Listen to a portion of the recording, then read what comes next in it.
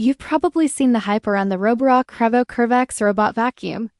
Billed as the company's most advanced robot vacuum ever, promising a massive 22,000 pascals of suction, a near-boiling mop dock, and a slimmer body than any previous model. But the question is, does it actually live up to the claims, or is it mostly marketing smoke?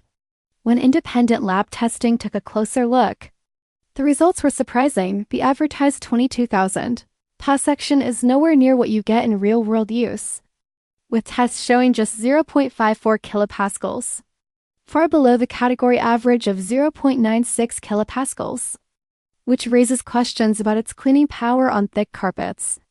Another subtle change most buyers don't notice is the battery, which has been downgraded from 6,400 mAh to 5,200 mAh, affecting runtime and coverage, especially in larger homes.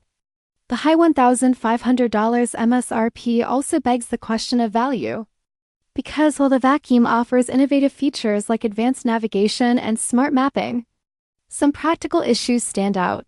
Verified users report hard water mopping problems, brown streaks on floors, and limitations in edge cleaning that affect overall satisfaction.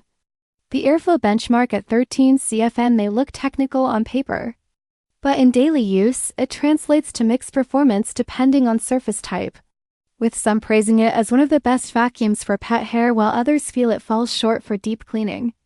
What's clear is that the Roborock Qrevo CurvX isn't simply good or bad, it's a vacuum that excels in certain scenarios, like light daily maintenance and pet hair pickup, but may disappoint if your expectations are built on marketing claims and extreme section numbers.